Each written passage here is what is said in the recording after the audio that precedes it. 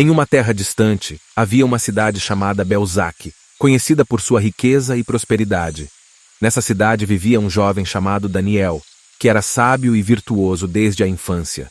Sua sabedoria e habilidades chamavam a atenção de todos ao seu redor. Daniel costumava se dedicar ao estudo das escrituras sagradas, buscando orientação e sabedoria em cada palavra. Sua fé era inabalável, e ele seguia um caminho de justiça e bondade. O rei de Belzaque, intrigado com a fama de Daniel, convocou-o para servir na corte real. Percebendo sua inteligência e integridade, o rei deu a Daniel uma posição de destaque entre seus conselheiros.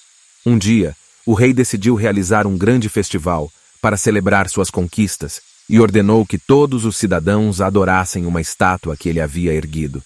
No entanto, Daniel sabia que essa adoração infringia suas crenças e valores, pois ele adorava apenas o Deus verdadeiro. Apesar dos riscos, Daniel permaneceu fiel às suas convicções e se recusou a adorar a estátua. Isso provocou a ira do rei e seus conselheiros invejosos, que tramaram contra ele. Eles convenceram o rei a emitir um decreto proibindo a adoração a qualquer outro deus além do rei durante 30 dias. A punição para quem desobedecesse seria ser lançado na cova dos leões, uma sentença terrível. Mas Daniel não se intimidou.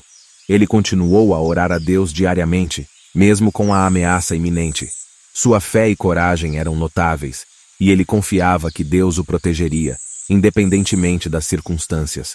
Quando seus inimigos o viram orando, acusaram-no perante o rei, que ficou angustiado por ter que punir seu fiel conselheiro. No entanto, a justiça prevaleceu, e o rei manteve sua palavra, ordenando que Daniel fosse lançado na cova dos leões.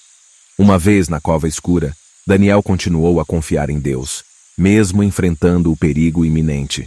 Milagrosamente, os leões não o atacaram. Deus enviou seu anjo para protegê-lo, fechando a boca dos leões. No dia seguinte, o rei foi até a cova dos leões e, para sua surpresa e alívio, encontrou Daniel são e salvo.